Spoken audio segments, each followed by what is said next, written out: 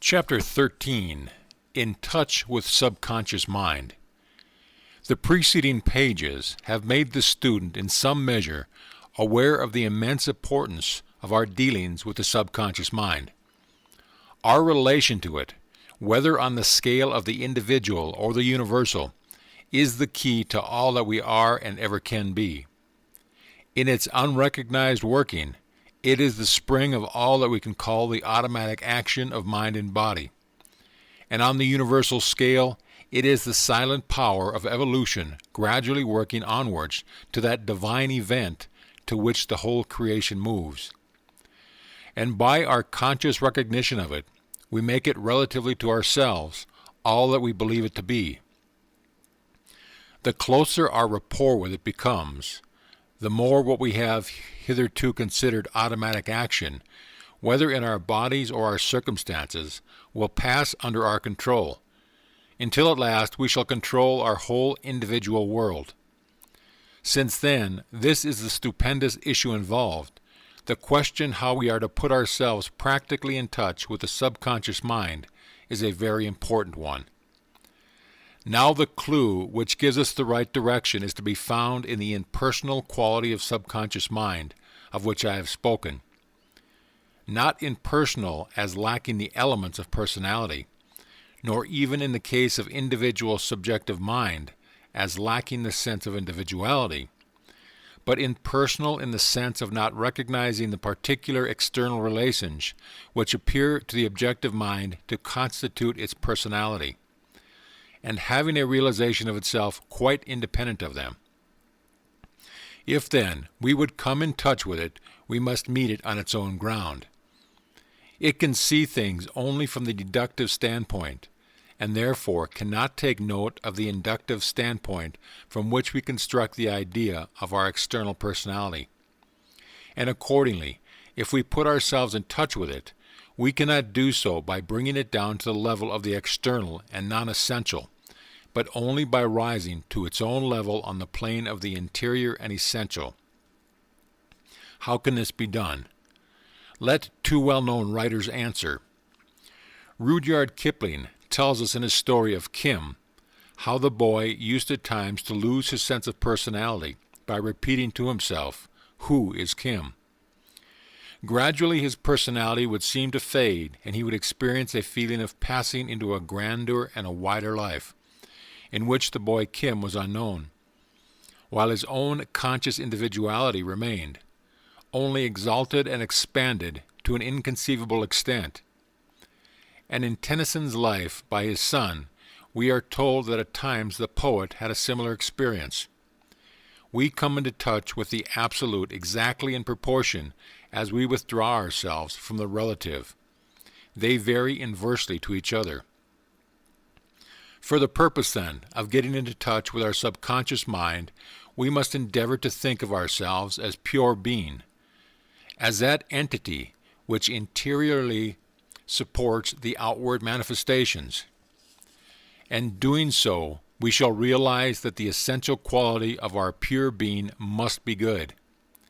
It is, in itself, pure life, and as such cannot desire anything detrimental to pure life under whatever form manifested.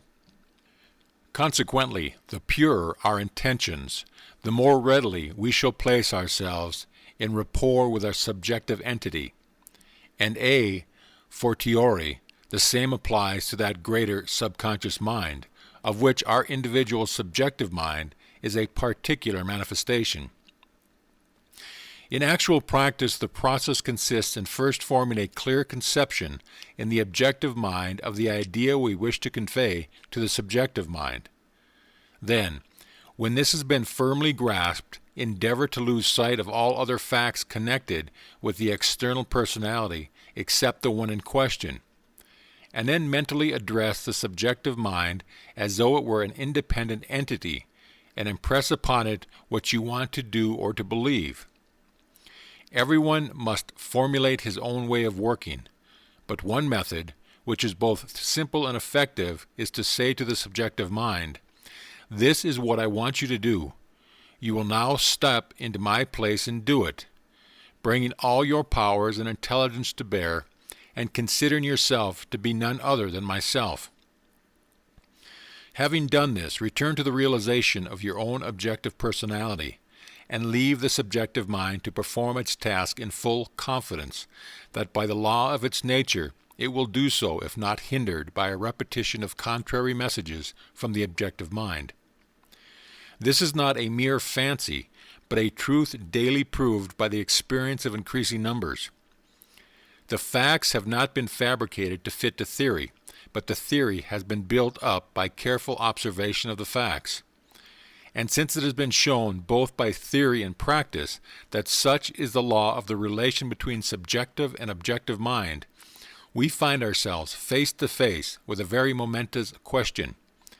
Is there any reason why the laws which hold good of the individual subjective mind should not hold good of the universal mind also? And the answer is that there is not.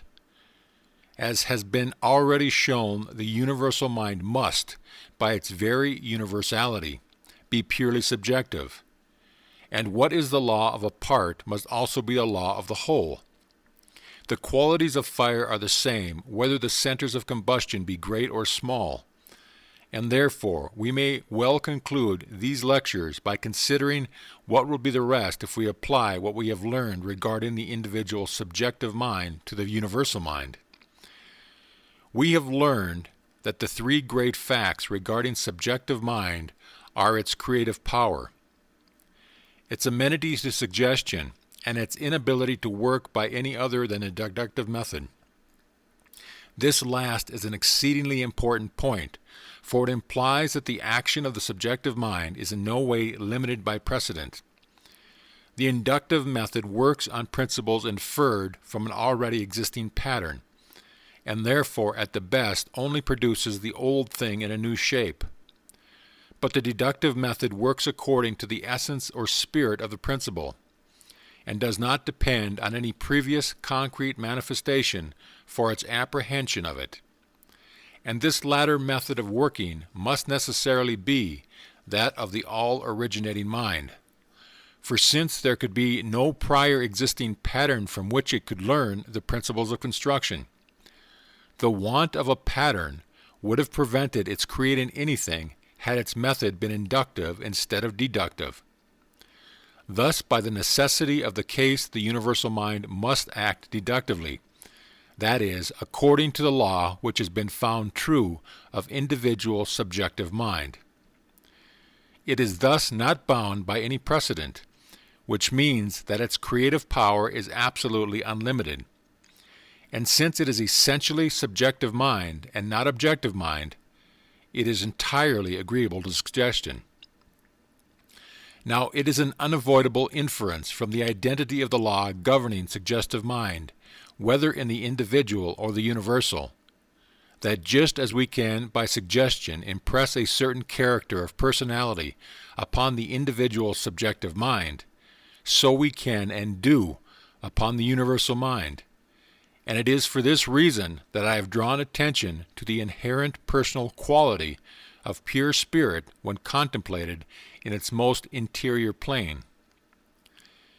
It becomes, therefore, the most important of all considerations with what character we invest the universal mind. For since our relation to it is purely subjective, it will infallibly bear to us exactly that character which we impress upon it. In other words, it will be to us exactly what we believe it to be. This is simply a logical inference from the fact that, as subjective mind, our primary relation to it can only be on the subjective plane, and indirectly our objective relations must also spring from the same source. This is the meaning of that remarkable passage twice repeated in the Bible, "With the pure thou wilt show thyself pure, and with the forward thou wilt show thyself forward." For the context makes it clear that these words are addressed to the divine being. The spiritual kingdom is within us, and as we realize it there, so it becomes to us a reality. It is the unvarying law of the subjective life that, as a man thinketh in his heart, so is he. That is to say, his inward subjective states are the only true reality, and what we call external realities are only their objective correspondences. If we thoroughly realize the truth that the universal mind must be to us exactly according to our conception of it, and that this relation is not merely imaginary, but by the law of subjective mind must be to us an actual fact and the foundation of all other facts, then it is impossible to overestimate the importance of the conception of the universal mind which we adopt. To the uninstructed, there is little or no choice. They form a conception in accordance with the tradition they have received from others, and until they have learned to think for themselves, they have to abide by the results of that tradition. For natural laws admit of no exceptions, and however faulty the traditional idea may be, its acceptance will involve a corresponding reaction upon the universal mind, which will in turn be reflected into the conscious mind and external life of the individual. But those who understand the law of the subject will have no one but themselves to blame if they do not derive all possible benefits from them. The greatest teacher of mental science the world has ever seen has laid down sufficiently plain rules for our guidance. With a knowledge of the subject whose depth can be appreciated only by those who themselves have some practical acquaintances with it, he bids his unlearned audiences, those common people who heard him gladly, picture to themselves the universal mind as a benign father, tenderly compassionate of all and sending the common bounties of nature alike on evil and good. But he also pictured it as exercising a special and peculiar care over those who recognize its willingness to do so. The very hairs of your head are all numbered, and ye are of more value than many sparrows. Prayer was to be made to the unseen being, not with doubt or fear, but with the absolute assurance of a certain answer. And no limit was to be set to its power or willingness to work for us. But to those who did not thus realize it, the great mind is necessarily the adversary who casts them into prison until they have paid the uttermost farthing.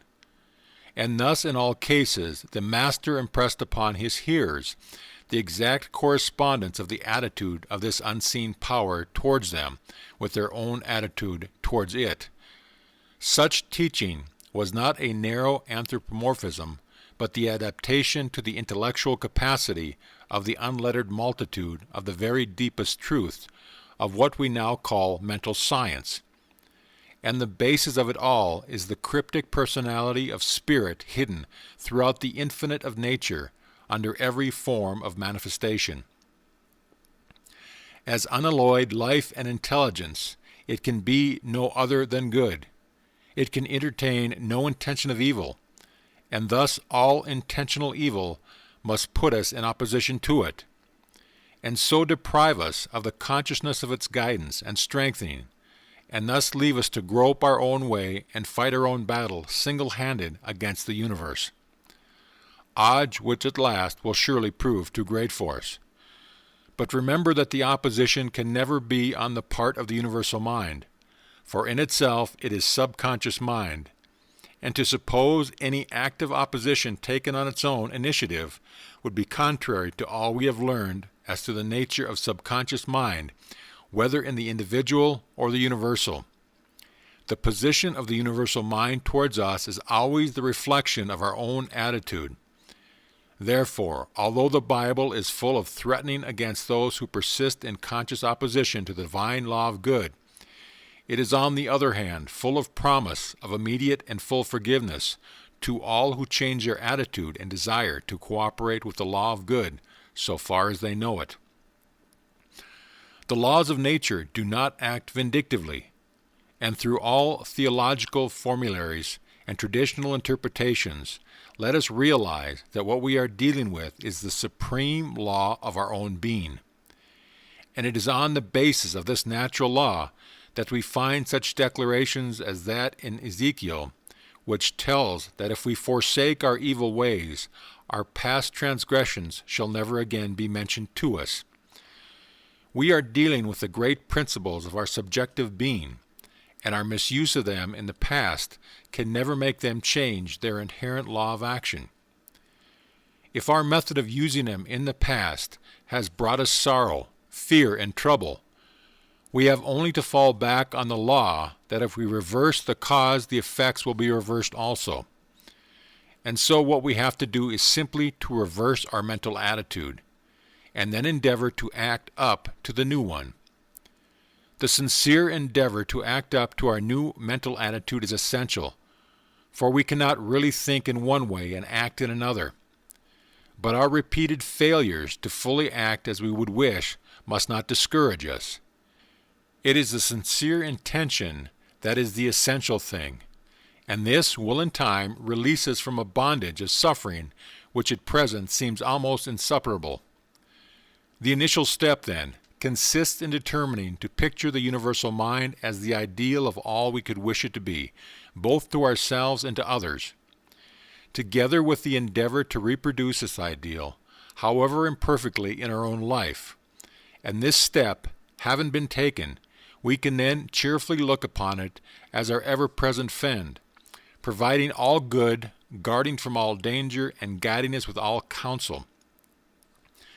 Gradually, as the habit of thus regarding the universal mind grows upon us, we shall find that in accordance with the laws we have been considering, it will become more and more personal to us, and in response to our desires and its inherent intelligence will make itself more and more clearly perceptible within as a power of perceiving truth far beyond any statement of it that we could formulate by merely intellectual investigation. Similarly, if we think of it as a great power devoted to supplying all our needs, we shall impress this character also upon it. And by the law of subjective mind, it will proceed to enact the part of that special providence which we have credited with being. And if, beyond the general care of our concerns, we would draw to ourselves some particular benefit, the same rule holds good of impressing our desire upon the universal subjective mind. And if we realize that above and beyond all this we want something still greater and more enduring, the building up of character and unfolding of our powers so that we may expand into fuller and yet fuller measures of joyous and joy-giving life, still the same rule holds good.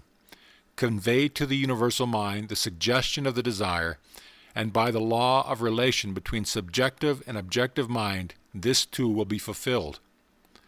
And thus the deepest problems of philosophy brings us back to the old statement of the law.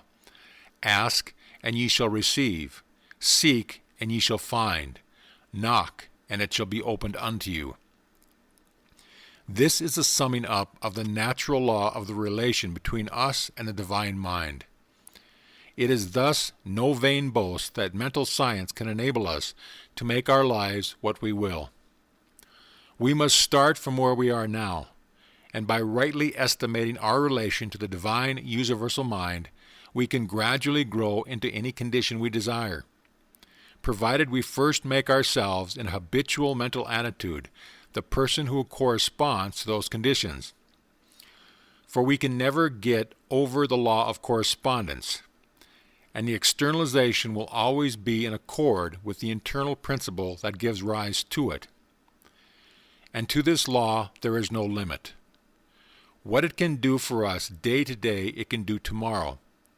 And through all the procession of tomorrows that lose themselves in the dim vistas of eternity, belief in limitation is the one and only thing that causes limitation, because we thus impress limitation upon the creative principle, and in proportion as we lay that belief aside, our boundaries will expand, and increasing life and more abundant blessings will be ours. But we must not ignore our responsibilities. Trained thought is far more powerful than untrained, and therefore the more deeply we penetrate into mental science, the more carefully we must guard against all thoughts and words expressive of even the most modified form of ill will. Gossip, tale-bearing, sneering, laughter are not in accord with the principles of mental science, And similarly, even our smallest thoughts of good carry with them a seed of good, which will assuredly bear fruit in due time. This is not mere goody-goody, but an important lesson in mental science. For our subjective mind takes its color from our settled mental habits, and an occasional affirmation or denial would not be sufficient to change it, and we must therefore cultivate that tone which we see reproduced in our conditions, whether body, mind, or circumstance. In these lectures, my purpose has been not so much to give specific rules of practice as to lay down the broad general principles of mental science, which will enable the student to form rules for himself. In every walk of life, book knowledge is only a means to an end. Books can only direct us where to look and what to look for, but we must do the finding for ourselves. Therefore, if you have really grasped the principles of the science, you will frame rules of your own, which will give you a better result than any attempt to follow somebody else's method, which was successful in their hands precisely because it was theirs. Never fear to be yourself. If mental science does not teach you to be yourself, it teaches you nothing. Yourself, and yet more yourself, is what you want. Only with the knowledge that the true self includes the inner and higher self, which is always in immediate touch with the great divine mind. As Walt Whitman says, you are not all included between your hat and your boots. End of chapter.